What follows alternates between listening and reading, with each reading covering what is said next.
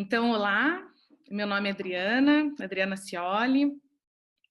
É um prazer estar aqui com vocês, falando de um tema que para mim é extremamente importante.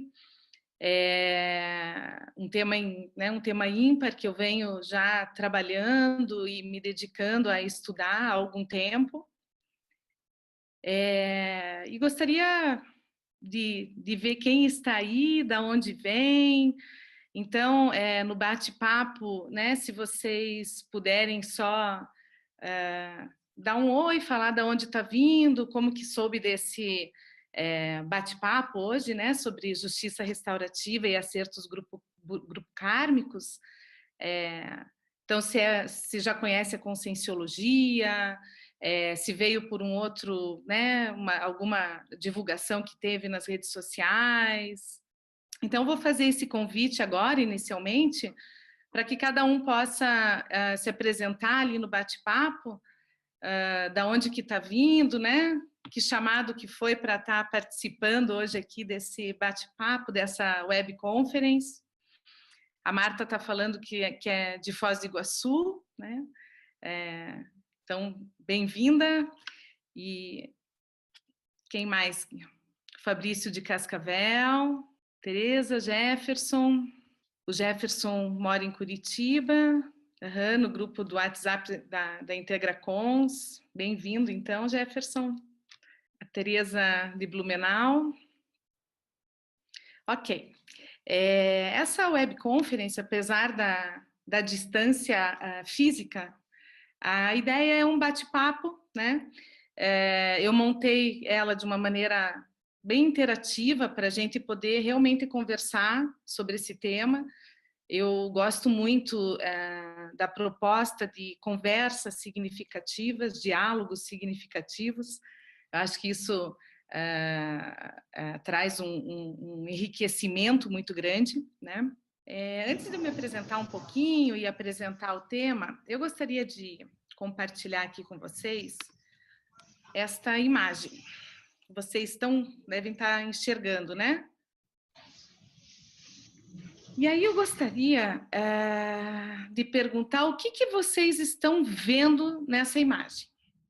Várias árvores, o Fernando colocou. Floresta, a Marta. Uma foto de alguém que está no meio de uma mata com árvores. Várias árvores. Ah, vocês estão vendo a primeira. Tá, ok. Eu acho que não... Ele não mudou os slides, né? Vocês estão vendo as copas da árvore. Ok. Slide 2. Ok, Fabrício, obrigada. Então, acho que agora deu certo. Isso ali, militar, é essa imagem. O que vocês estão vendo dessa imagem? Então, a Cleide colocou militar e criança. O que mais? O Fabrício colocou, acho que preocupações diversas. O porta-mala, o Jefferson, o porta-mala do carro é muito grande e está cobrindo grande parte das flores. O Fabrício militar se preocupa com a multa e as crianças com as flores. Essa figura, Marta, figura do policial e criança estudante. Um carro parado em um local proibido, Fernando colocou. O menino está com um regador? Né? Pergunta da Cleide. Ok. Acho que ele está com um livro ali, Cleide. Na verdade, eu gosto de começar com essa imagem, porque na maior parte das vezes, quando eu apresento essa imagem, o que se vê é o militar multando um carro que parou num lugar que é um lugar proibido. Isso é muito interessante. Quando a gente vai trabalhar com justiça restaurativa, um convite, né, que é feito é de poder adentrar no seu paradigma pessoal. Qual que é o meu paradigma? Qual que é a minha lente? Com que lente que eu enxergo o mundo? E muitas vezes o que a gente enxerga, né, são as normas e não a vida. Né? Então, o policial já adulto se preocupando com o carro, com o local que não era permitido, mas sem olhar as flores. Né? Então, eu gosto muito dessa imagem porque ela traz essa reflexão, né? Qual é a minha preocupação maior? A vida ou as normas, né? As normas que foram criadas na nossa sociedade. Então, né, assim, na minha caminhada, né, nessa vida, minha caminhada acadêmica, eu sou formada em Direito e em Serviço Social, primeiro em Serviço Social e mais tarde Direito. Fiz um mestrado na área da interdisciplinaridade, focado na sustentabilidade, no desenvolvimento sustentável. Nessa caminhada também, fiz algumas formações na área da psicologia, com psicodrama, terapia familiar, na área da educação, né, a educação Gaia, muito voltada à questão da própria sustentabilidade. Na conscienciologia, eu conheci a conscienciologia no final do milênio passado, em 1999. Mas assim, o primeiro curso, né, o primeiro contato com o estudo da conscienciologia foi em 2000. Depois de quase, né, um pouco mais de 10 anos que fui voluntariar no IPC, que é o Instituto Internacional de Projeciologia e Conscienciologia, aqui em Curitiba. E aí comecei a estudar com mais afinco, né, a própria proposta da conscienciologia. E em 2014 que eu conheci a Juriscons, né, que é a instituição que eu sou voluntária e que trabalha e estuda o paradireito. Então, essa área da justiça restaurativa, dos acertos grupo kármicos, especialmente, né, que é o que a gente vai tratar hoje, o olhar, né, o estudo que eu vou apresentar aqui, tem esse olhar também da própria conscienciologia, do paradireito. É interessante como eu cheguei no paradireito, porque eu comecei, nossa, né, trabalhar com um paradigma que traz uma visão mais ampliada do direito, das relações, isso me atraía muito. E dentro da paradireitologia, existe, além da Juriscons, que é uma instituição conscienciocêntrica, existe um colégio invisível da paradireitologia. E quando eu, né, ouvi falar, o que existia era o colégio. O colégio são pessoas que se reúnem muito, né, a maioria das vezes de maneira online, para poder estudar. E eu fui a primeira vez em Foz, né, no CIEC, no Centro de Estudos, né, da Conscienciologia, e fui atrás, né, do Colégio Invisível.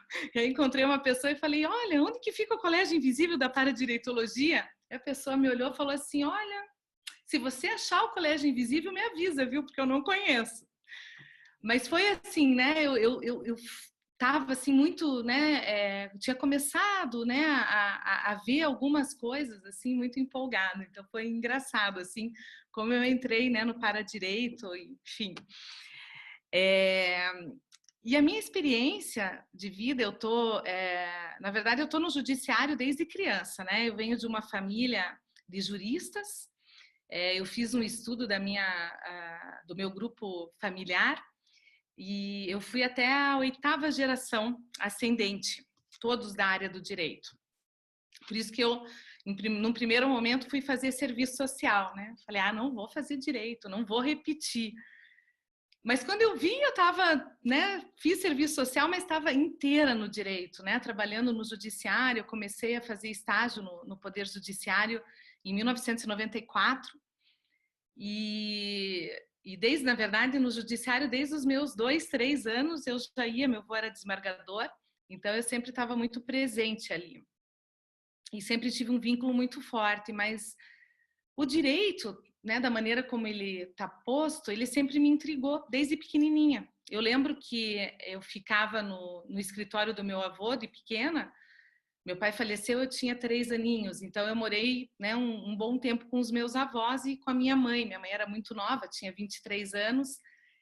E aí eu vi, assim, ele tinha, na época não tinha computador, né, então era tudo datilografado, então ele fazia os votos, né. Na verdade ele fazia por escrito e depois levava para o gabinete, os assessores datilografavam. Mas tinha alguns já datilografados. E ele, né, assinava e tal, e aquilo me chamava uma atenção, e eu falava, nossa, ele trabalha com justiça, mas cadê as pessoas? Eu só vejo papel. Mas, ao mesmo tempo, eu brincava de assinar, né, aquelas folhas de rascunho, assim. Então, eu lembro muito disso. Mas lembro desse questionamento que eu fazia. Como que se trabalha com justiça, né, atendendo essa questão, né, do direito, sem ver as pessoas, sem conversar com as pessoas, sem dialogar. Então, isso era uma coisa que me chamava muita atenção. E nessa caminhada profissional, eu trabalhei também um bom tempo na área de dependência química, trabalhei em hospital psiquiátrico, mas mais tempo, né, a minha caminhada maior foi no próprio judiciário, com os usuários de droga, né, tanto lícita como ilícita. Trabalhei uma época no Tribunal do Júri, né, que trabalha com os crimes contra a vida, e ali a gente começou um levantamento, eu junto com uma assistente social, na época eu era estagiária, e a maior, né, a boa parte dos crimes, né, contra a vida, eles ocorriam justamente pelo uso de álcool, né, ou outras drogas, mas a maioria era o uso do álcool. Então, essa foi uma área também que eu acabei, né, estudando, né, estudando um pouco mais e me especializei, enfim. E trabalho, né, na área de educação, tanto universitária, dou aula em universidade, além do judiciário, mas também educação informal, que eu particularmente gosto muito. Deixa eu tentar aqui. Então, isso é um pouquinho, né, da minha trajetória, né, e o que me chamou para a justiça restaurativa. Na verdade, eu conheci a justiça restaurativa quando eu, de alguma maneira, já estava usando um pouco das lentes restaurativas. Foi justamente num trabalho com usuários de drogas no sistema judiciário. Eu não conseguia conceber o tratamento que era dado, né, à pessoa que chegava na justiça em razão da dependência química. Porque como que a pessoa vai ser penalizada, né, vai cumprir uma pena, se, na verdade, o uso da droga decorre de uma doença. A Cleide está perguntando, esse trabalho foi em Curitiba, Cleide, ele foi mais ou menos em 2001, 2002. Então, não, foi 2002. Foi 2002, final de 2002, começo de 2003 que começou. Foi um período que teve uma alteração da lei federal, dos juizados especiais federais, e ampliou a competência do juizado especial e aí também do estadual para os crimes em que a pena, né, seria até 2 anos. E aí a posse da droga para consumo próprio passou a ser competência dos juizados especiais criminais. E quando eu cheguei no juizado, eu me deparei com uma situação, um número, né, muito grande de reincidentes, ou seja, pessoas que passaram pelo juizado, tiveram benefício, que a gente chama da transação penal, que é um acordo que é feito com o Ministério Público, com a pessoa que não tem, né, não cometeu nenhum crime no período de 5 anos. Então, é feito um acordo, o Ministério Público, ao invés de denunciar essa pessoa, quando o Ministério Público denuncia, né, um crime e o juiz acolhe, que gera um processo criminal. Então, no juizado, ao invés do promotor denunciar essa pessoa, ele faz um acordo com a pessoa. Olha, você doa uma cesta básica na instituição X e eu não te denuncio. E aí você cumprindo, tá tudo ok, né? Não tem um processo criminal, né? Não é feita a denúncia. Não sei se isso fica claro, porque daí é um termo bem jurídico, né? Mas eu cheguei justamente nesse período em que tinha muitos casos, né, que a gente chama de transação penal de usuário de droga, e eles, a maior parte não trabalhava, a maior parte eram jovens de 18 a 24 anos, que não trabalhavam, e que a medida, né, justamente por não trabalhar, era a prestação de serviço à comunidade. Aí, né, vamos pensar juntos aqui.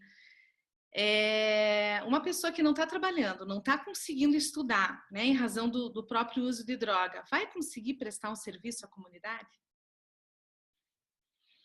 Não consegue, né? E aí era isso que acontecia, eles não conseguiam cumprir, e aí era alterada, né? Era modificada essa alternativa penal da prestação de serviço à comunidade para a prestação pecuniária, que o que é? É a doação de uma cesta básica para uma instituição sem fins lucrativos. Mas se a pessoa não estava trabalhando, como que ia conseguir, né, entregar uma cesta básica para essa instituição? E aí eu acabei, né, me deparando com muitos pais, né, que iam lá no juizado justamente para né, pagar lá a alternativa penal para o seu filho. E aí eu falei, puxa, né, nesse sentido o judiciário está colaborando com a codependência, porque a família, né, quando há esse processo de dependência química, o grupo familiar, ele também acaba adoecendo.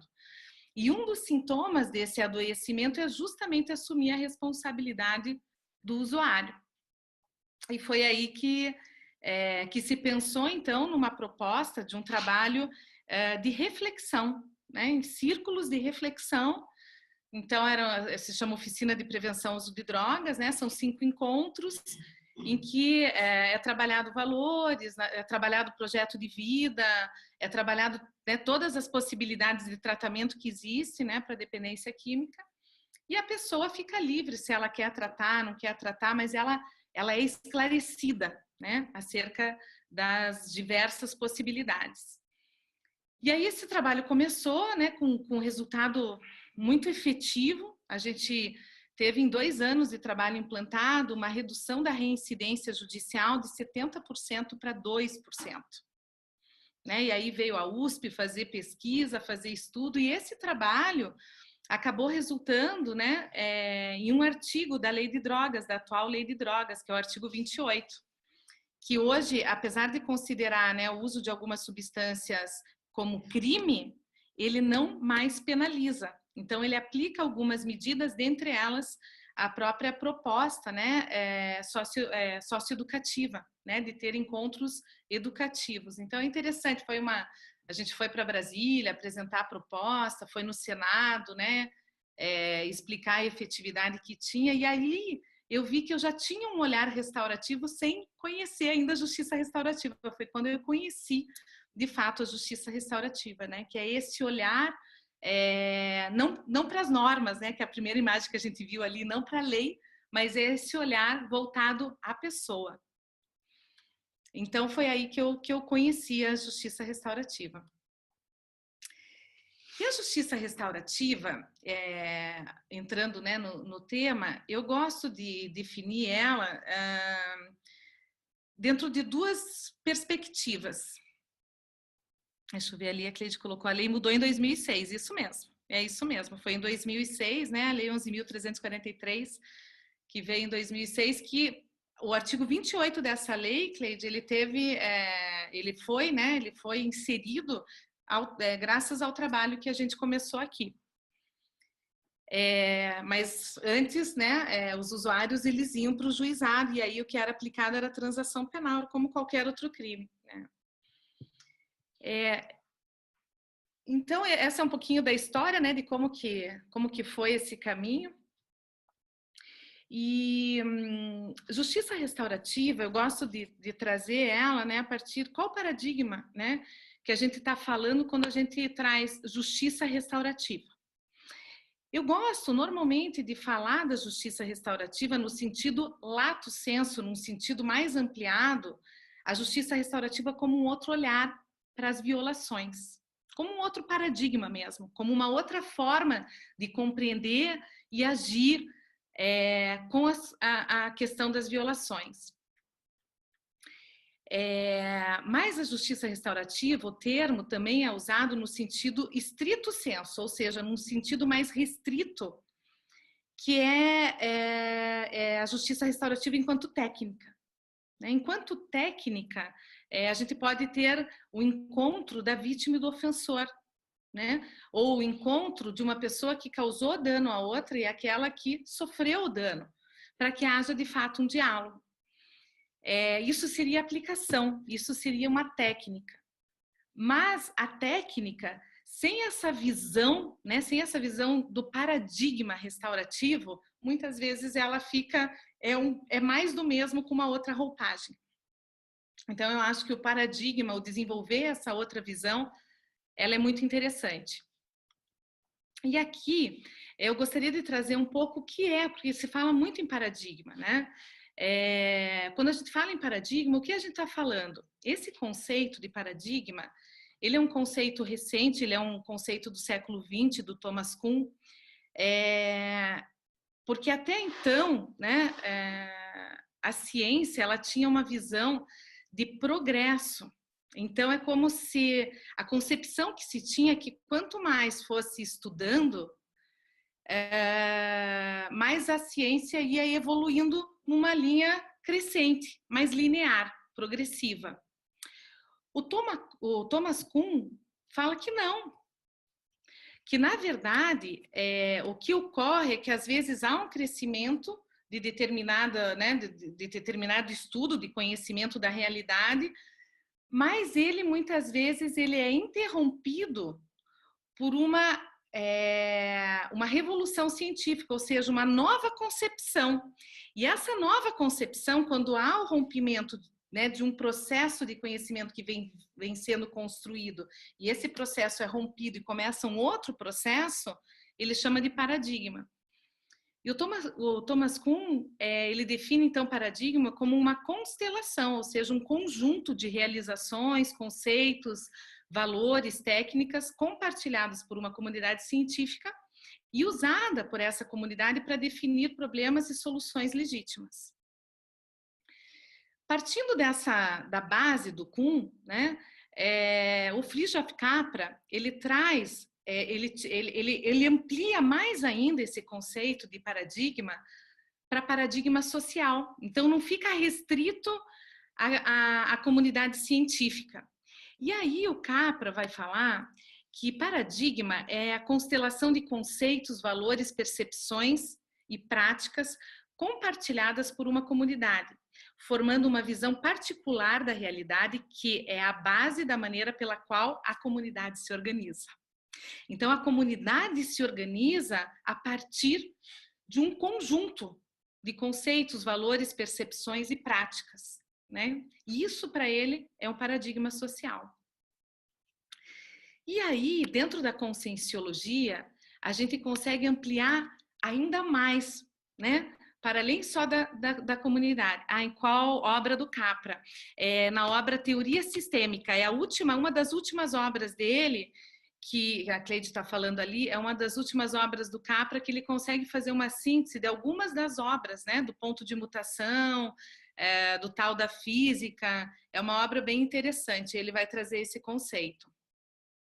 A Cleide colocou ali também do abolicionismo penal, do minimalismo. A gente vai falar um pouquinho também sobre isso, né, um pouco mais para frente, essa questão do abolicionismo penal e do próprio antiaprisionamento.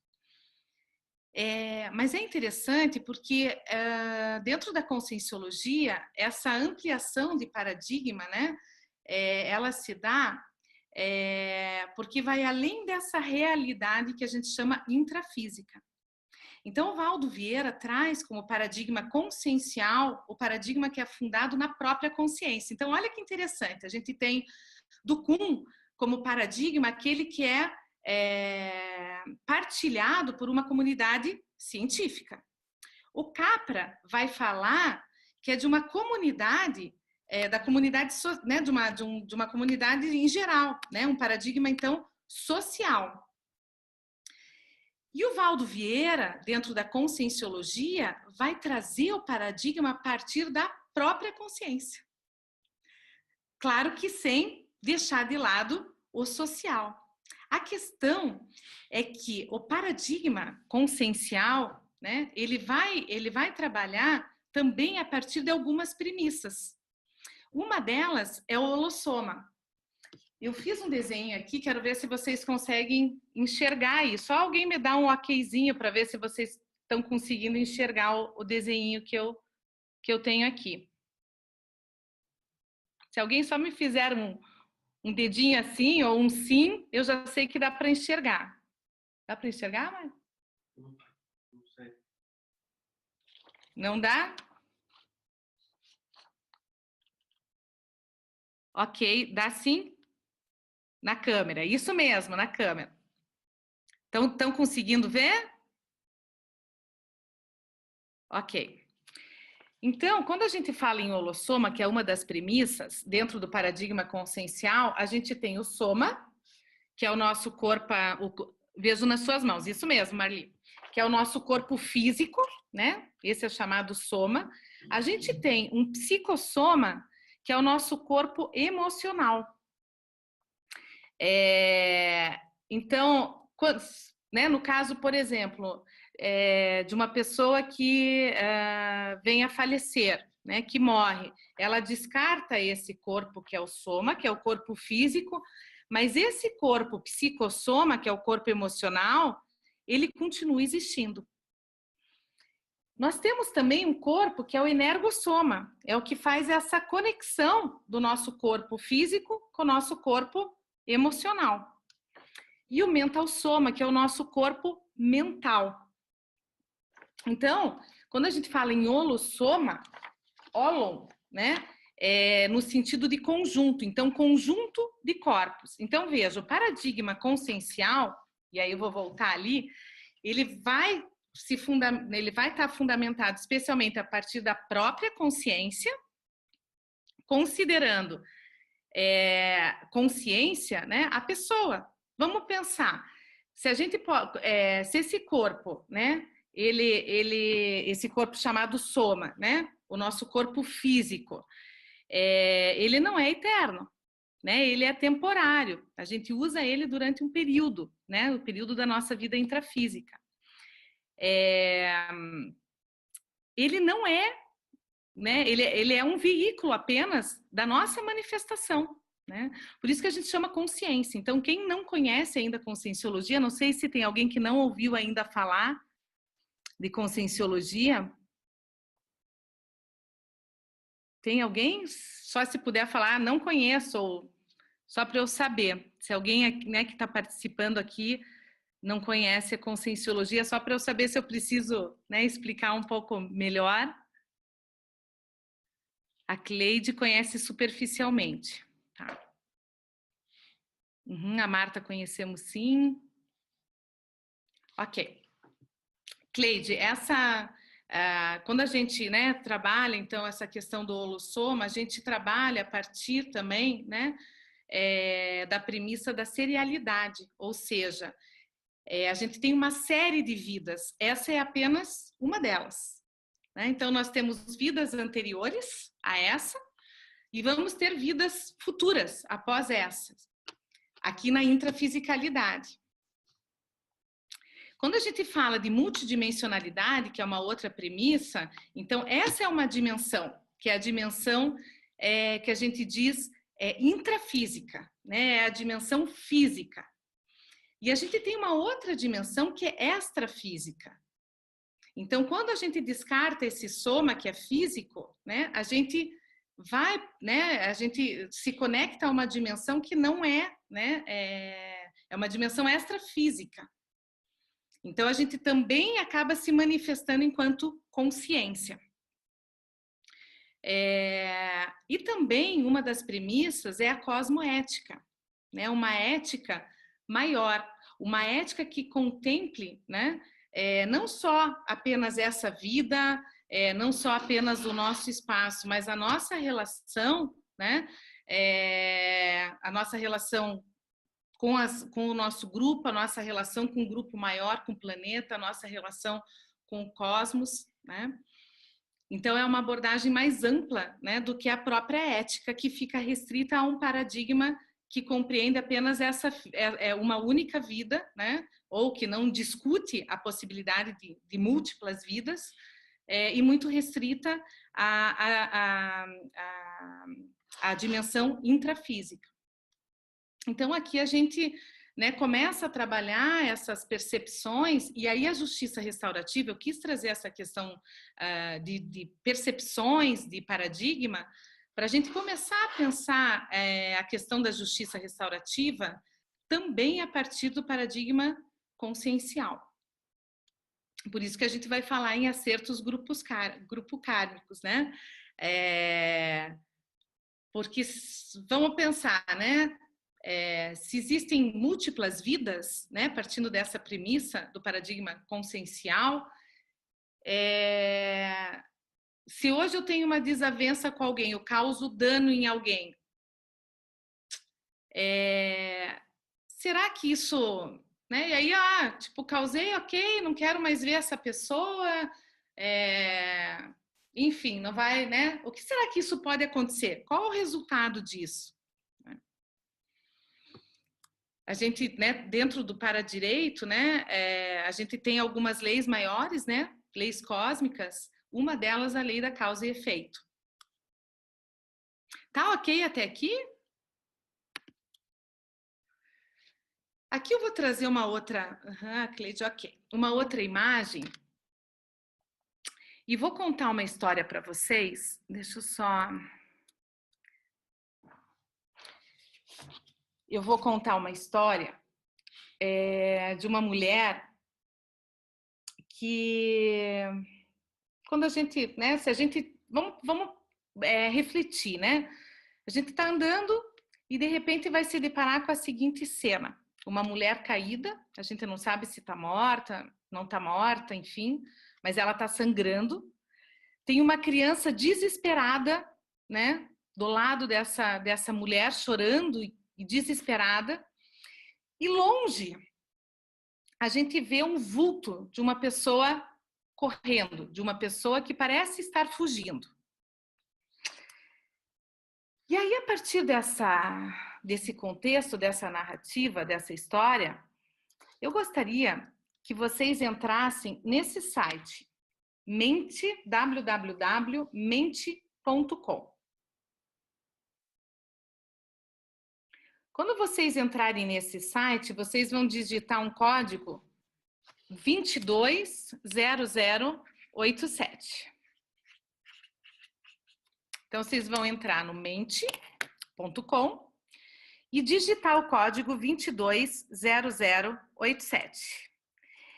E aí, responder o que vocês fariam numa situação dessa.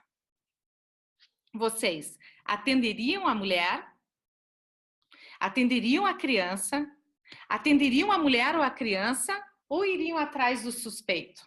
Ó, alguém já respondeu, atenderia a mulher e a criança. Okay. Atenderia a mulher.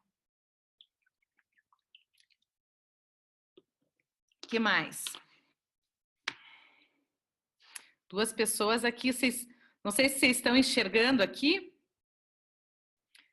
Está enxergando, Marli? Não estou conectado agora. A Marli atenderia a mulher e a criança.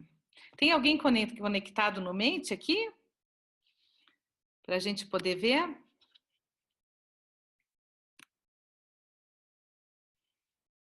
Duas pessoas, né? Duas atenderiam a mulher, duas atenderiam a mulher e a criança, três atenderiam a mulher e a criança. Uhum.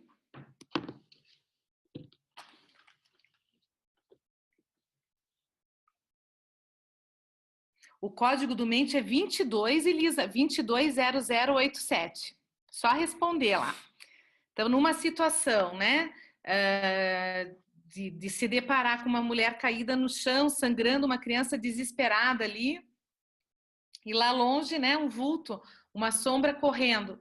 O que vocês fariam? Atenderiam a mulher, atenderiam a criança, a mulher e a criança, iriam atrás do suspeito? De nada, Elisa. Atenderia a mulher.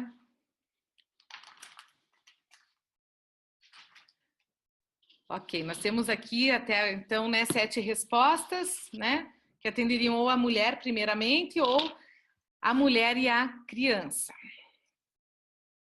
Ok, vamos voltar aqui pro slide.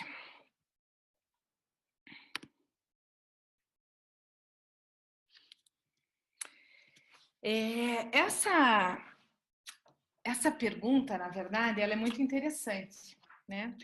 Qual é a nossa essência, de fato? A nossa essência é uma essência cuidadora. Ela é uma essência do cuidado. Quando a gente se depara com uma situação de alguém em sofrimento, alguém que sofreu algum dano, o nosso primeiro movimento, ele é quase que instintivo, é o movimento do cuidado. E aí é muito interessante, porque o que aconteceu que, de algum modo, a forma hoje como é lidado com as violações, ela está totalmente afastada do cuidado. Quando há um tipo de violação como essa, o que o Estado faz? O Estado tem um caráter persecutório, ele vai correr atrás do suspeito. Ninguém respondeu isso aqui, mas o Estado hoje faz isso. E o Estado é um ente abstrato. O Estado é uma abstração que foi criado na modernidade para atender algumas demandas, né? Dentre elas, os conflitos, as violações que ocorrem. E a lógica do Estado, ela está, e aí a gente consegue perceber numa situação dessa, ela está desconectada com a nossa própria essência do cuidado. Quando a gente fala em justiça restaurativa, a gente traz essa dimensão do cuidado, de uma justiça curativa. Então, quando a gente pensa aqui em cuidado, né, a gente tem um cuidado primário, que é uma prevenção de violações. E aí, vocês já devem ter ouvido falar de justiça restaurativa nas escolas, na comunidade. Quando vocês escutam essa, né, terminologia, justiça restaurativa nas escolas, justiça restaurativa nas comunidades, a gente está falando de prevenção de violações. Por meio do quê? Por meio de cuidado, por meio do diálogo, por meio da escuta, por meio de prevenção de processos como bullying, né? Então a gente começa a trabalhar dentro dessa lógica do cuidado. O cuidado secundário, né, dentro dessa noção de justiça curativa, que tem muita correlação com a justiça restaurativa, ele é a prevenção do dano causado, né, do dano causado por consciências que estão em situação de risco, né? Então, quando a gente fala em cuidado secundário, é prevenir. Deixa eu só arrumar aqui só um pouquinho.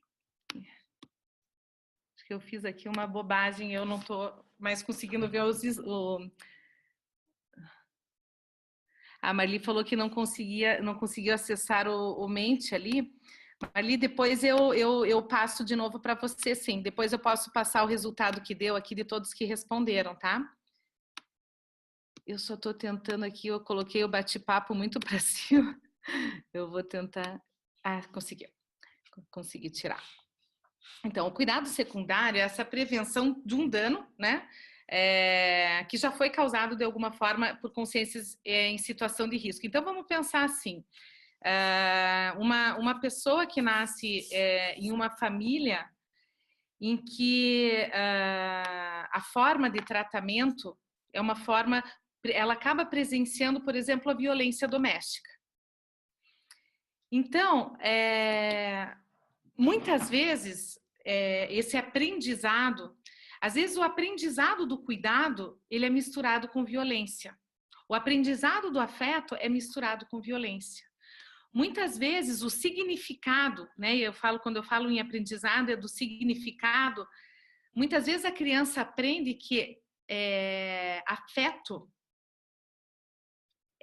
né, o afeto a forma de demonstrar afeto é a partir da violência. Então, essa disfuncionalidade na construção de significado que se dá, né, quando ocorrem processos violentos, se ela não for tratada, se ela não for cuidada, a violência vai ser reproduzida. Então, quando a gente fala em cuidado secundário, e aí a gente pode pensar em práticas restaurativas, por exemplo, com mulheres que foram violentadas, com homens, por exemplo, que dentro do contexto de violência doméstica, né, que muitas vezes acabam violentando mulher, e buscar entender o que está por trás dessa violência, qual o significado dessa violência. Eu lembro um tempo atrás, a época que eu trabalhei no juizado criminal, e foi riquíssimo, assim, com muita experiência, com muita vivência, muito aprendizado, muita experiência. Teve um casal de idosos que foram para uma audiência com 2 juízes, né? Aquele dia, especificamente, tinham 2 juízes que atenderam esse casal. E um casal de idade, a mulher super franzinha, assim, né? E eles foram lá, na época não tinha a Lei Maria da Penha, que também é de 2006, como a Lei de Drogas, elas, na verdade, foram votadas no mesmo dia no Senado. E esse casal chegou no juizado e quando viram aquela senhorinha franzinha, tá, os 2 juízes começaram, né, a dar tipo uma lição de moral ali naquele senhor, como que ele batia na esposa, né? E aí essa mulher olhou para o marido e falou: meu velho, vamos embora daqui que esses 2 aí não estão entendendo nada. E aí os 2 juízes, né, muito sensíveis, pararam: não, espera, né, a senhora podia explicar melhor?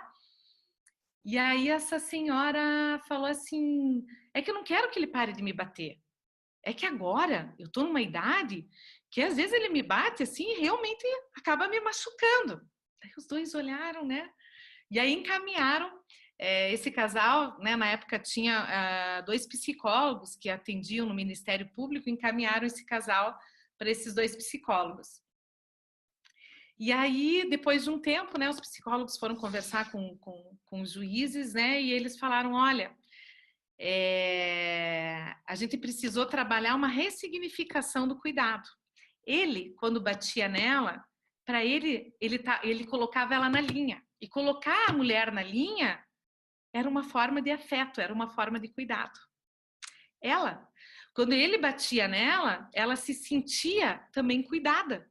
Tipo, ele tá, né, me batendo ou tá gritando comigo porque ele se preocupa comigo. Então, veja que interessante, né, como que é essa questão, né, da reprodução da violência. Se a gente não tem um cuidado com isso, né, e não rompe esse processo, ele continua. E aí, né, vem o cuidado terciário, que é quando, de fato, né, um dano já ocorreu, e aí como tratar, como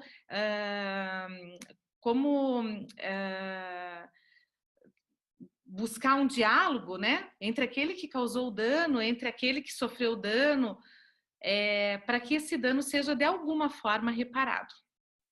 Então aqui tem as fases do cuidado dentro dessa lógica de justiça curativa.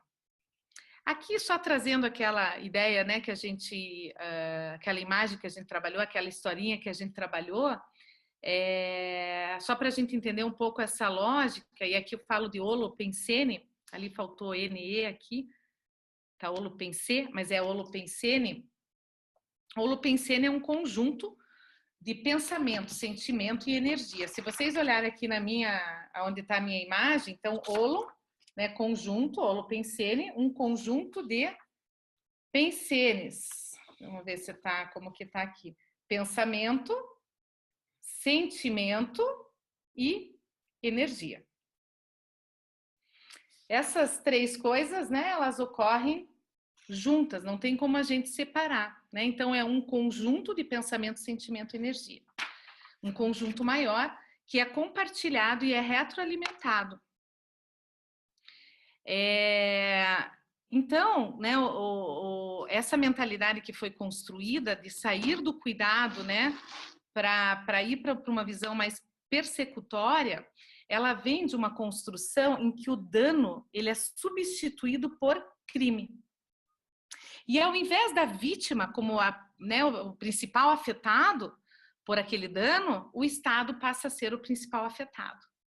Nesse processo, há uma desresponsabilização daquele que causou o dano, porque, na verdade, ele vai ser punido, ele não precisa ser responsabilizado em reparar o dano, e há uma total invisibilidade da vítima, já que não é mais ela que sofre o dano, que é afetada pelo dano, e sim o Estado. Então, é interessante a gente pensar, né, dentro dessa construção, e é uma construção de mentalidade, é uma construção holopensênica, quais são as consequências hoje na nossa sociedade intrafísica, né? Desse holopensene atual. Então, eu trouxe aqui mais como uma reflexão. Deixa eu só ler ali. A Cleide colocou o dano, no caso, poderia ser simbólico. Como no racismo... Olha, eu não entendi muito, Cleide, não sei em que contexto que você fez essa pergunta, agora que eu estou lendo, né? Se você puder explicar ali um pouco melhor, a gente daí vai... Ah, ok. Eu não entendi o contexto que você trouxe essa... Ok.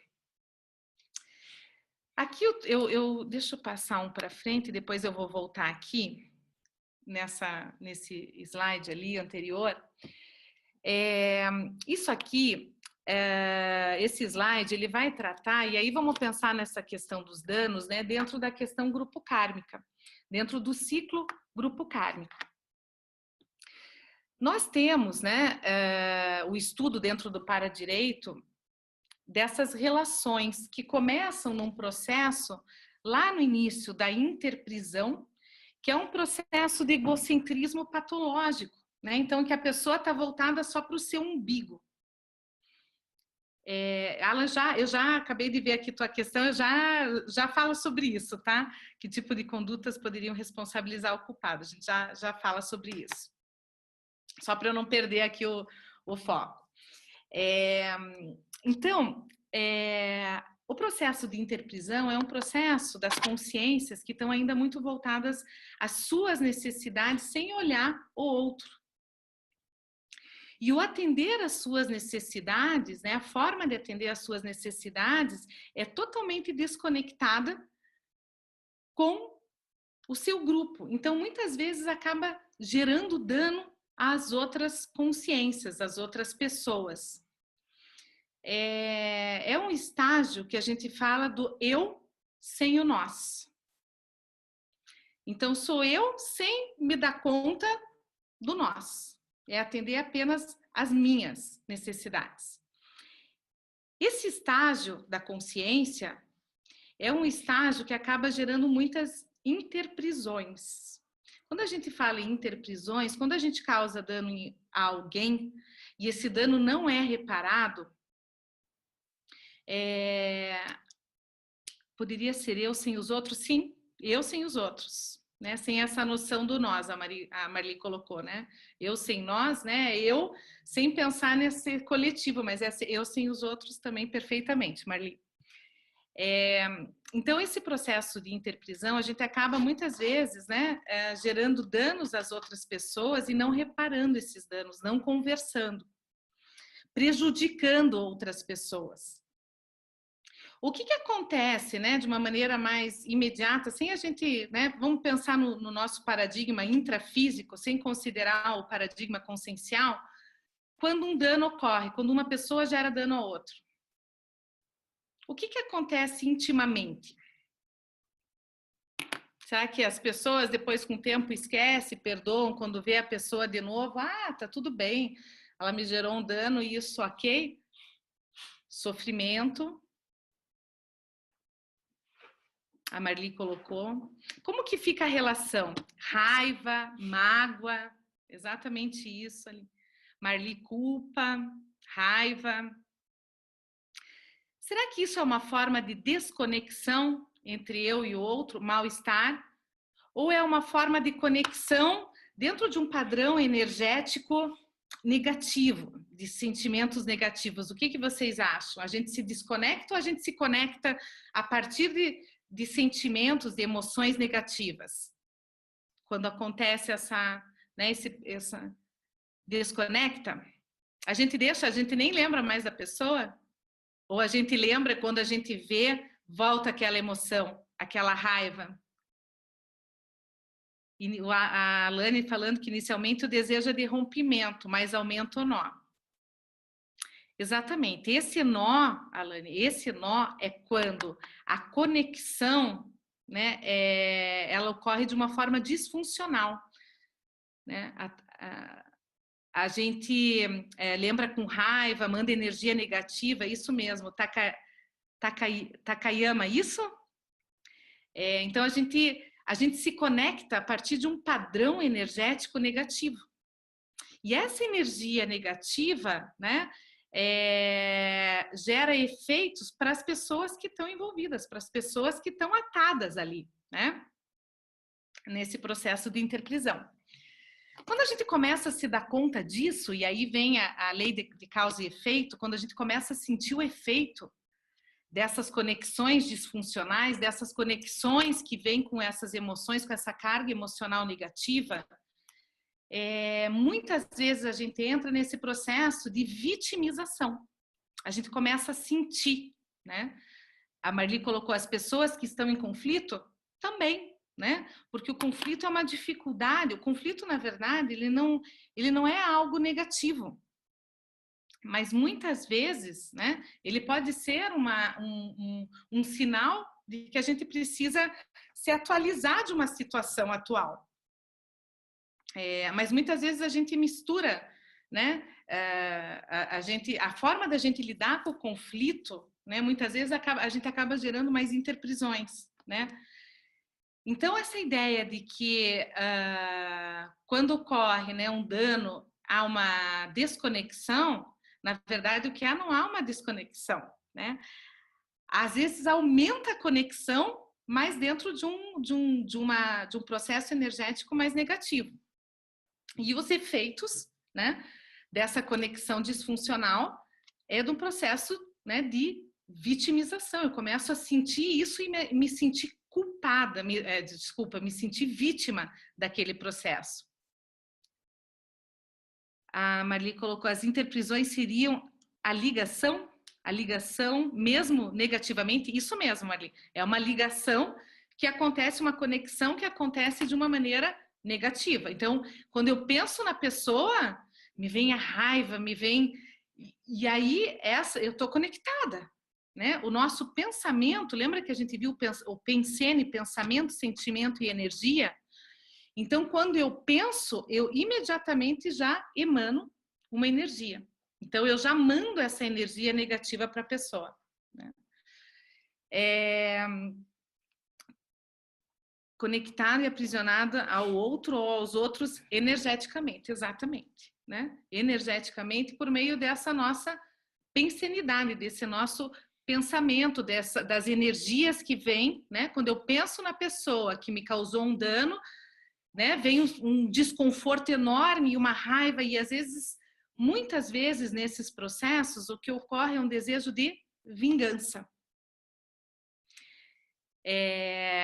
E a gente vai ver que na justiça restaurativa, né, a lógica do diálogo, ela acaba afastando, precavendo esses processos de interprisão, porque ela possibilita um encontro mais empático entre eu e o outro, no sentido de uma compreensão e de uma reparação desse dano causado. Então, essa conexão, essa ligação a partir de sentimentos negativos, né, ela não ocorre. A gente acaba precavendo isso. Então, esse processo de interprisão entre as consciências, e isso acontece, né, se a gente, né, dentro do paradigma consciencial, mesmo com pessoas que intrafisicamente, não sei se já aconteceu com vocês, até é interessante aqui a gente ver, veja se já aconteceu. Às vezes é uma pessoa que você não conhece, você acha que não, nessa vida pelo menos, né, você não conheceu, e aí você encontra com uma pessoa, nossa, e o sentimento que vem quando você, né, desse encontro com essa pessoa é um sentimento de desconforto, parece que já há uma repulsa a essa pessoa. Já aconteceu isso com vocês? De não conhecer, e às vezes é uma pessoa que, né, que a gente encontra e que já dá um... A Elisa está aqui falando que já. A Lani, sim, algumas vezes. A Marli, um mal-estar, sim. Embora JS facilitadores não utilizem a palavra perdão, ao perdoar o causador do conflito, desfaz as interprisões. Na verdade, o perdão é um processo que não acontece com o outro, é um processo íntimo, da própria consciência, né? Então, esse processo de perdão, né, é quando, de fato, eu consigo, né, desatar essas amarras que aconteceram nesse processo de interprisão, quando esse dano foi causado.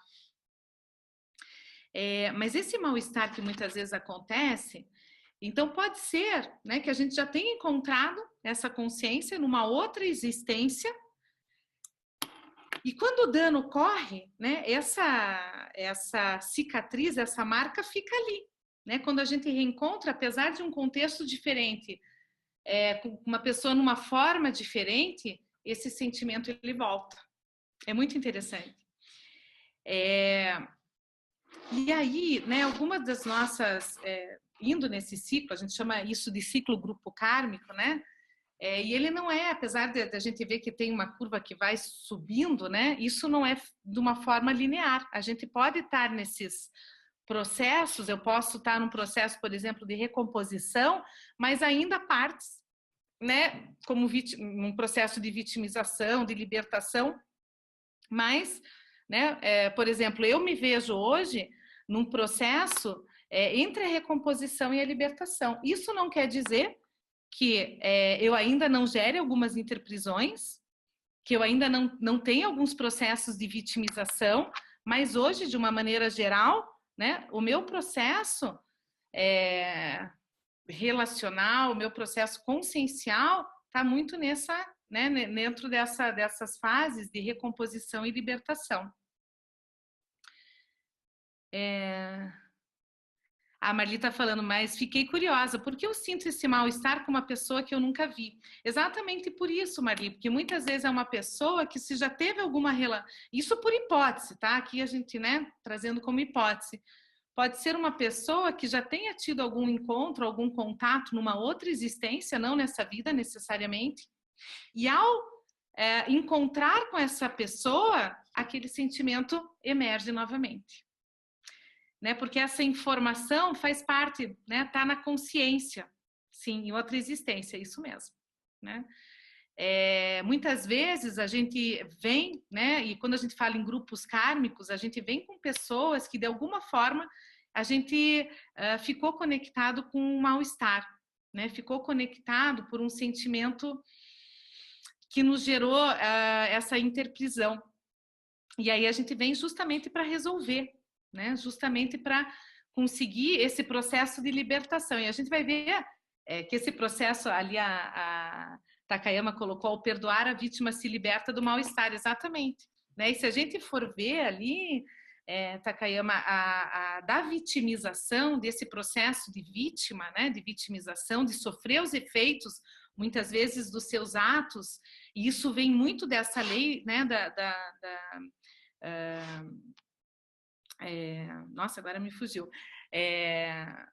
Lei da causa e efeito, que vem dessa lei da causa e efeito, dessa lei maior, né? Muitas vezes a gente começa, né, a sentir os efeitos, né, das nossas ações, e aí para sair desse processo de vitimização não é um processo fácil. E aí vem, antes da libertação, né, vem esse processo de recomposição, de compor com a pessoa de uma outra forma, de ter uma outra ordem relacional com essa pessoa, né? Não mais com aquela emoção. Então é como se mudasse, né, dentro daquela noção que a gente falou de pensene, né? É como se a carga energética, pensene, é como se mudasse ali, né,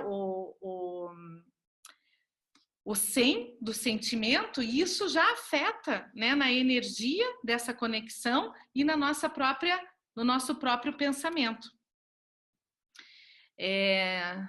Até porque, como vítima, muitas vezes é desresponsabilizante.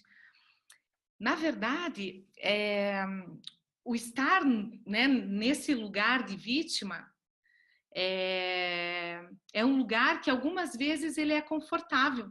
O processo de recomposição é um processo muito difícil, é um processo em que muitos mecanismos do ego, que está ligado a esse egocentrismo patológico, está ligado a essa fase da interprisão, na recomposição, muito do nosso orgulho, né? Ele deve ser deixado de lado, dos nossos mecanismos de de negação, né, de negação do nosso próprio eu, do nosso próprio ego, eles precisam ser deixados de lado. A recomposição, ela ocorre, né, ao meu ver, por um diálogo autêntico, né? Então, isso requer uma autenticidade consciencial. E não só uma autenticidade. O processo de recomposição, ele requer, dentro do que eu venho estudando, um processo de vulnerabilidade da consciência. É a consciência poder falar dos seus sentimentos, poder se olhar, poder se enxergar, colocar as suas vulnerabilidades para poder, de fato, recompor. Porque enquanto ela estiver, né, usando todas os mecanismos de defesa, né, todas as roupas, né, que não deixam ver ela mesma na sua própria essência para o outro, esse processo de recomposição ele não acontece, ele é raso, né? Então eu inclusive gosto muito da lógica, né, da transformação de conflitos e não da resolução. A resolução é a ponta do iceberg.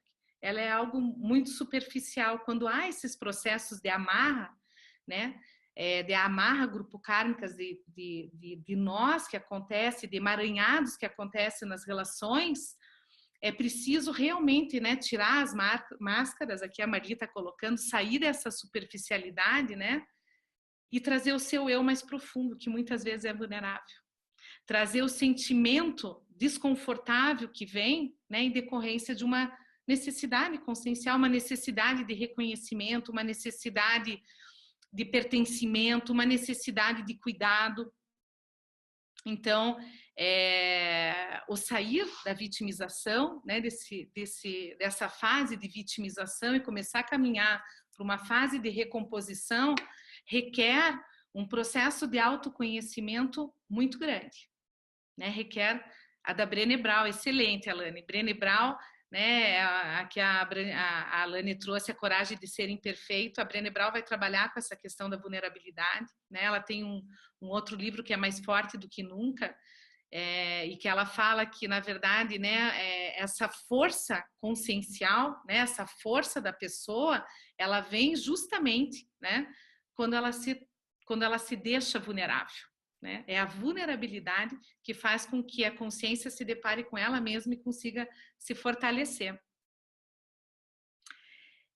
Vale muito a pena. Tem um TED, inclusive, da Brené Brown, que não sei se alguém já viu, mas se entrar ali no Google, depois coloca TED Brené Brown, muito interessante, que ela vai falar de todo o processo de pesquisa dela dentro da questão da vulnerabilidade. Enfim, essa fase, né, da recomposição, então é uma fase realmente, né, de se colocar vulnerável. E é um processo difícil, porque é um processo trabalhoso, né? É um processo de recompor, né? De recompor, de restaurar danos que foram causados. Então, não é um processo tão simples. Mas a Alane já colocou ali no YouTube, excelente.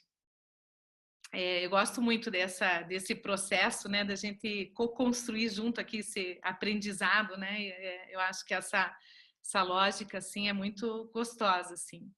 Obrigada, Alane. E aí o processo de libertação, ele é muito interessante porque não é se libertar da pessoa, ao contrário. Nesse processo, a consciência da nossa interdependência, ela aumenta ainda mais, né? Então, é um processo de libertação do nosso egocentrismo. A gente vai ver depois, eu ainda estou estudando um pouco a teoria U, do Otto Scharmer, e ele vai trabalhar a teoria U justamente de um processo do ego para o eco. Então, eu vou até escrever aqui, do ego para o eco. Então, de um egocentrismo para uma visão mais interligada de mundo, né? E aí, então, esse processo de libertação não é a libertação das pessoas, mas sim, né, a libertação desse nosso egocentrismo. Para daí uma policarmalidade, né, e a fraternidade, uma visão muito mais integrada e uma relação muito mais responsável para com as outras consciências. Então é interessante que conforme a gente vai, eu acho que o processo de recomposição, eu vejo como um processo, não sei o que vocês acham, mas um processo que começa não só a recompor, a restaurar as relações, mas também começa a nascer, a ser desenvolvido um processo de responsabilização pelos seus atos, de maior lucidez, de compreender o impacto da sua ação perante o outro. Então, é justamente nesse processo que começa de autolibertação do egocentrismo que a gente começa, né, a entrar num processo também de responsabilização. E aí, ficou aqui, ok? Essa compreensão, né, desse ciclo grupo kármico, né, que vai da interprisão até um processo policármico. A Marli colocou, reflete-se sobre os atos. Sim, se fala quando a gente, né, quando começa esse processo de recomposição, né, se começa a ter uma lucidez maior, né, sobre os seus atos, o que, né, eles geram, né, para as outras pessoas, o impacto das suas ações, e aí começa a ter, né, por isso que ali vocês vão ver que está escrito abordagem paradireitológica, paradireitológica, porque começa a ter, né, um processo mais cosmoético, de maior lucidez, né, de maior responsabilidade consciencial. Exatamente, Marli. Muitas vezes, né, nesse processo ainda de interprisão, né, o meu foco está eu só estou tão focada ainda no meu umbigo, né, que eu não consigo ter lucidez, uma visão mais ampla do que está acontecendo, né? E isso são fases, né? Fases evolutivas da própria consciência. A Alane colocou uma frase, né, da professora Malu Balona, que tem um livro, né, Autocura através da Reconciliação. Esse livro, né, é excepcional. Ele, inclusive, eu acho que na Editares tem o livro em PDF gratuito, né? Excelente leitura, né, para quem está estudando esse processo de recomposição, de restauração, vale muito a pena. Então ela colocou, não basta perdoar, compreender, é preciso assistir, né? E o processo de assistência, né, por exemplo, né, assistir alguém, né, que de alguma forma nos gerou um dano, requer, né, um processo de autoconhecimento, né, de perdoamento, de compreensão, né, e de vulnerabilidade.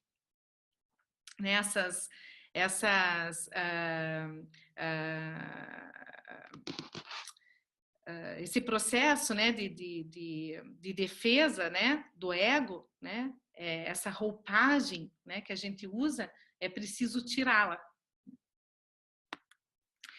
Eu vou voltar ali no slide anterior e aqui trazer, né, um estudo que eu comecei recentemente, né? Então ainda é um estudo um tanto, né, ainda incipiente. Então o Otto Scharmer, ele traz ali, se vocês verem do lado esquerdo, né, o campo que o campo é uma estrutura de atenção, aonde está a minha atenção? E isso para mim tem muita ligação com o ciclo grupo kármico, estudado, né, pelo paradireito dentro do paradigma consciencial. Então, no primeiro momento, né, nessa estrutura de atenção, a atenção está voltada a mim mesmo, eu em mim, né, nosso processo egóico. A escuta, quando a gente está nessa estrutura de atenção, a escuta é uma escuta de repetição de pensamento, é uma escuta na verdade, não há uma escuta, né?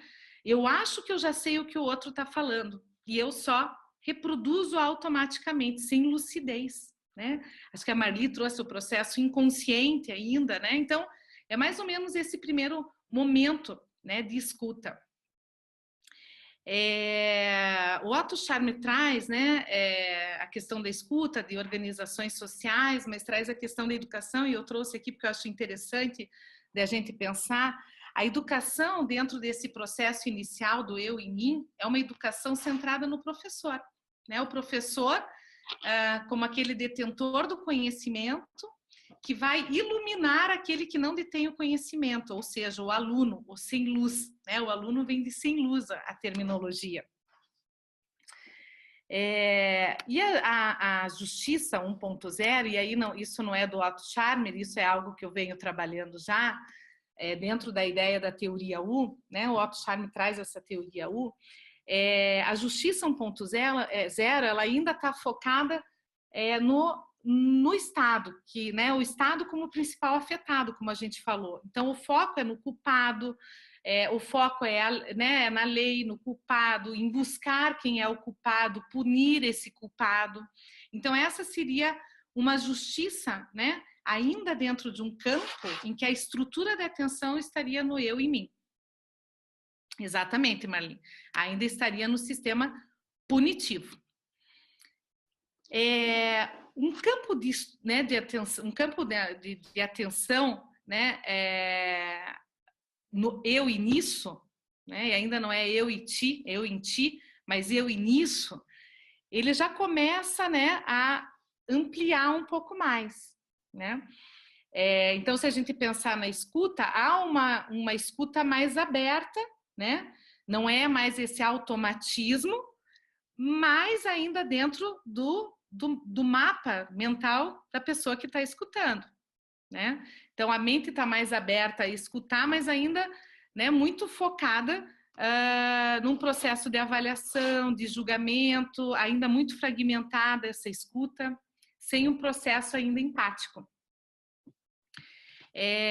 Nesse sentido, a educação, né? A educação, ela vem ainda centrada nos resultados, na avaliação, né? Quando ainda a gente está numa estrutura de atenção, eu e nisso. E a justiça, o foco também é no melhor resultado, né?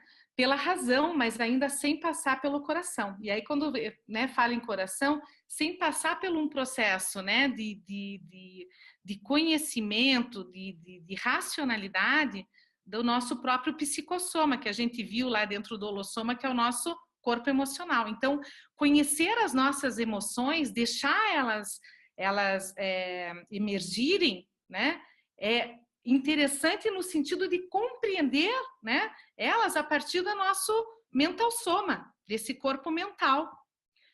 Não reprimi-las, deixa, né, emergir, mas trabalha com essas emoções a partir do mental soma. Só que aqui, na Justiça 2.0, ainda não se deixa emergir, né, essa dimensão, né, das emoções. E aí a gente tem, né, uma outra estrutura que é o eu em ti, em que a escuta é uma escuta mais empática, mais aberta, fazendo uma conexão com a própria consciência, né? Com a consciência como um todo, a consciência dentro da sua própria autenticidade. A educação é uma educação centrada no aprendiz, no aprendizado, né, em que a gente não fala mais em professor, mas sim um facilitador do processo de aprendizado. E a justiça é uma justiça que traz o diálogo mediado entre as partes. Então, a própria comunicação não violenta, ela pode estar nesse contexto da justiça 3.0.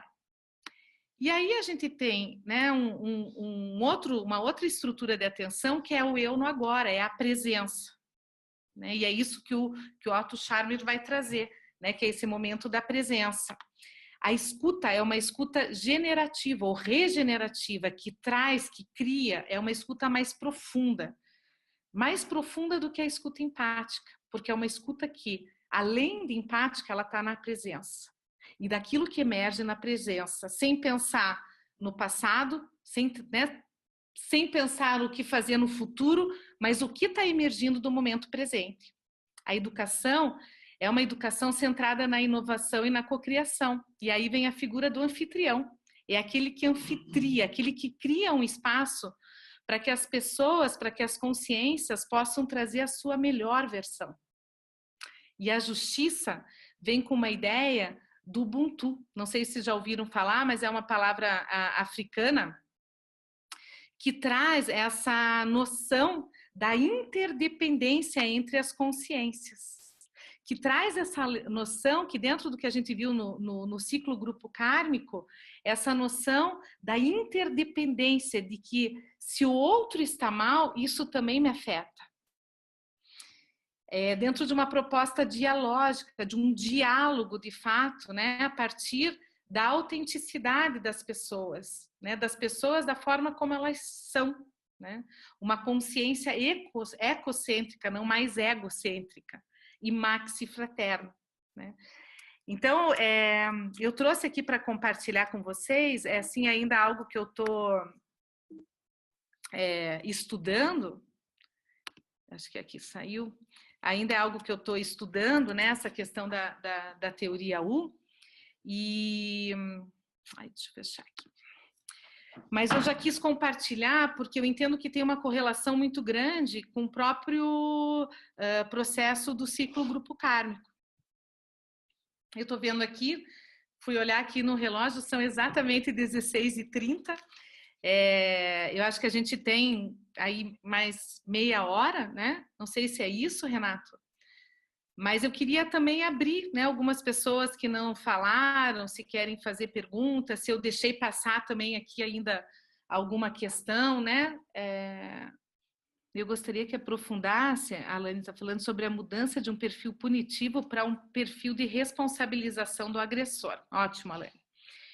Quando a gente viu ali o processo do ciclo grupo kármico, quando a consciência passa a sofrer os efeitos das suas ações, né, que entra nesse processo de vitimização, que é justamente esse processo de sofrer os efeitos das ações, dentro da lei da causa e efeito,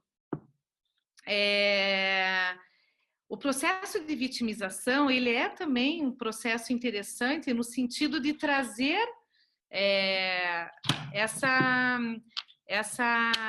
essa reflexão, esse aprendizado do impacto das minhas ações, né? O quanto as minhas ações têm um retorno, né? O quanto impacta a outra pessoa e isso acaba também me impactando. Então, eu acredito que essa mudança de um perfil punitivo, né, para um perfil de responsabilização, ele se dá nas relações, né? Tem pessoas que muitas vezes precisam de um tempo maior, né, dentro desse lugar, né, da vitimização, dentro desse espaço de vitimização. Tem pessoas que é tão desconfortável esse lugar de vitimização, né, que o tempo que elas ficam, isso já é suficiente para conseguir se sentir responsável dentro de um processo de reparação, porque a gente sai de um processo de vitimização, né, para um processo de recomposição. O que a gente tem algo, né, que eu aprendi já faz alguns anos e que para mim foi uma riqueza algo muito simples, mas de uma riqueza extraordinária, que ninguém muda ninguém. O nosso único poder é o poder de mudar a nós mesmos. Só que quando a gente se muda, isso é muito interessante, a gente começa a ver o impacto, né, no grupo que está conectado a nós. E às vezes é uma pequena mudança. A Marta está falando para falar mais sobre o grupo kármico. Eu posso falar sobre a questão do ciclo grupo kármico, mas eu acho que essa noção, né, do impacto, né, da nossa mudança no grupo que a gente está inserido, isso é muito interessante. E aí eu vou trazer um princípio da conscienciologia, que para mim é um dos princípios assim que eu mais, né, mais gosto e que acho que foi o que mais me atraiu para a conscienciologia, que é o princípio da descrença. Então não acredite em nada que eu estou falando aqui. Tenha as suas próprias experiências, né? Não acredite no sentido de crença, né? Eu acho que o experimentar as situações é o que realmente gera significado, né, interno. Então, veja, essa questão, né, ninguém consegue mudar o outro, mas se a gente muda a nós, né, se a gente faz uma mudança íntima, essa mudança acaba gerando um impacto muito grande nas outras pessoas. Eu gosto muito de um exemplo, e eu já fiz isso algumas vezes, isso eu acho, assim, formidável, né, a transformação que acontece nas relações. Se a gente pensar numa pessoa, tem sempre nas nossas relações aquela pessoa que é mais difícil o diálogo. Parece que a gente fala, quando a pessoa fala, tem coisas que vem aquele desconforto grande. E aí, muitas vezes, o que a gente faz é se defender. Então, quando a pessoa fala, a gente nem escuta o que ela está falando. Parece que há uma necessidade da gente se defender. E a nossa fala, né, não é um diálogo, é quase que um monólogo, né, porque a gente está lidando com as emoções que estão acontecendo. Com essas pessoas que muitas vezes o diálogo fica mais difícil, tenta mudar o padrão de diálogo. Então, se o padrão de diálogo é um padrão de um fala e o outro daí, tipo, né, porque é uma fala que o que está por trás da fala, do diálogo, em algumas relações, é o processo de querer dominar o outro com a sua verdade. A gente vive uma cultura patriarcal que é uma cultura da dominação. E nesse sentido, o nosso diálogo fica muito prejudicado, porque a nossa comunicação, né, essencialmente, é uma externalização da nossa intraconsciencialidade, do nosso mundo interno, do nosso mundo íntimo, da nossa pensenidade. Então, quando a gente coloca em palavras, a gente externaliza a nossa pensenidade. Como que a gente faz isso? Será que a gente consegue colocar ela de uma... né, da maneira como ela está lá dentro? Não, a gente consegue uma parte dela. Como que o outro lê aquilo que a gente está colocando? Né? Ele lê a partir do seu referencial, a partir do seu próprio holopensene, do seu próprio paradigma, né? Do seu paradigma pessoal. E isso muitas vezes gera conflito. Porque dentro de uma cultura da dominação, a sensação que a gente tem é que quando o outro fala alguma coisa que diverge daquilo que eu falei, parece que ele está discordando da minha pessoa e não da ideia. E muitas vezes os conflitos, eles surgem desse processo, de um querer colonizar o outro, de um querer colocar a sua verdade, a sua pensenidade no outro. Isso acaba violando, é uma forma de violação, violando um dos valores, né, mais importantes das consciências, né, que é a questão da liberdade, da sua autenticidade. Então, isso acaba, né, violando alguns valores da consciência e ela não é nem o conteúdo do que foi falado, ela vai se defender porque ela se sentiu violada naquele momento. Então, a comunicação ela acontece num segundo plano, que não é só do conteúdo do que é falado, mas é de um conteúdo emocional. Ali a Alana tá saindo. Alana, até a próxima aqui. Mas só finalizando, então essa questão do diálogo, ela é muito interessante porque todo esse processo, né, de conflito, de dano, de interprisões, né, ele ocorre justamente por essas diferenças, né? E a dificuldade da gente externalizar e se comunicar com o outro. Tem um autor que eu gosto muito, que é o David Bohm. Eu até vou colocar aqui, ele tem um livro que se chama Diálogo. E ele fala que da realidade, né, que está posta, a gente consegue fazer a leitura de um pequeno fragmento. Esse pequeno fragmento que a gente consegue, né, absorver da realidade, a gente ainda reduz ele a uma ideia. A isso ele chama de pressuposto. Então, cada um tem um pressuposto. A questão, né, que acaba gerando conflitos é que a gente entende o pressuposto como uma verdade absoluta e que a gente quer impor no outro essa verdade. Mas o outro tem, às vezes, um outro pressuposto. Quando a gente consegue compreender que se a gente colaborar, a nossa lógica colaborativa, a nossa interdependência e usar essa nossa interdependência de uma maneira mais harmônica, e a harmonia vem desse processo de colaboração, que faz parte, inclusive, da proposta da mega fraternidade, a gente consegue trabalhar com percepções diferentes dessa realidade dentro de um processo integrativo. Então, eu vou falar do meu pressuposto e ouvir o pressuposto do outro e do outro e do outro, e a gente começa a integrar e construir junto, sem querer competir, sem querer dominar. A justiça restaurativa, ela está baseada muito nessa proposta, que é uma proposta da não violência, de um diálogo colaborativo, de um encontro, né, em que não haja necessidade das pessoas se defenderem na comunicação, que elas possam realmente se comunicar de uma maneira autêntica.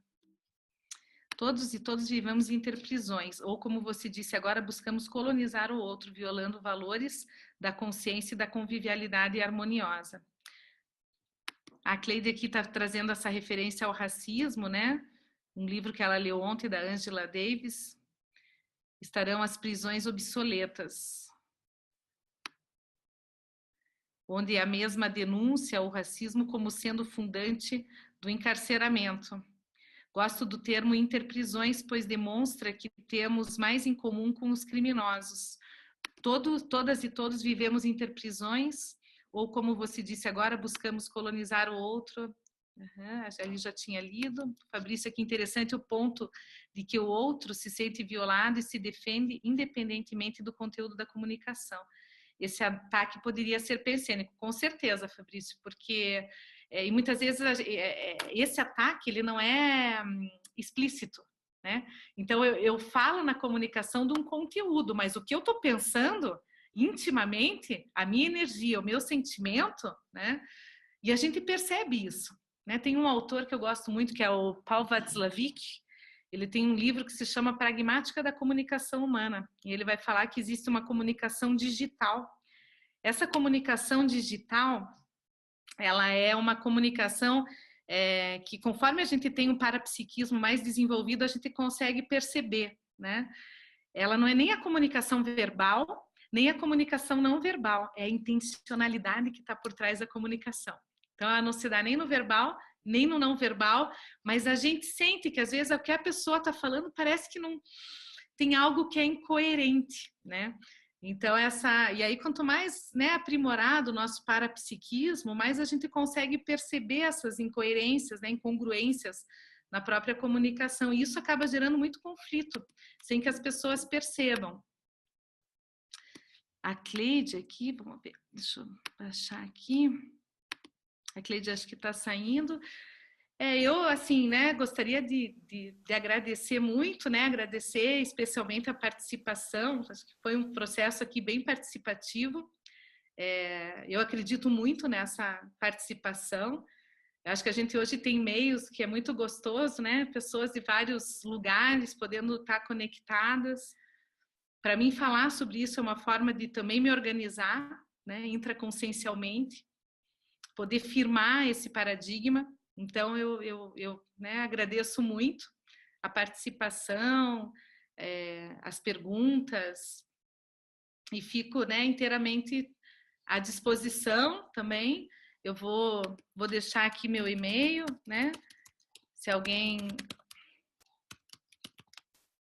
Às vezes a gente não consegue responder a todas as dúvidas, ou, né? Enfim, né? Me coloco também à disposição para esse diálogo mais autêntico, né? Dentro dessa proposta, desse crescendo, né? Para que a gente, né, consiga aí, né, chegar num processo mega fraterno, né? Um processo mais assistencial. Você fala da conscienciologia da sede você fala de Foz. Sim, a gente, na verdade, tem várias instituições da conscienciologia, Marli. Eu faço parte de uma instituição que se chama Juriscons, que eu acho que eu falei no início ali, que trabalha a questão do paradireito. Ela está em Foz do Iguaçu, né? Ela tem a sua sede física em Foz do Iguaçu, tem alguns outros espaços, São Paulo, aqui em Curitiba a gente tem alguns voluntários, mas eu aqui estou falando de Curitiba. Eu agradeço também, né, a participação de vocês. Obrigada, Jefferson, Neide, Marli, Marta. Uhum. Obrigada, Fabrício. Pô, bom contar com a sua participação aqui. Também está envolvido, né, com a justiça restaurativa, com toda essa lógica. Muito bom. Então, até a próxima. Obrigada, né? Gratidão a todos pela participação e esse processo, né, de construção coletiva, de aprendizado e interação.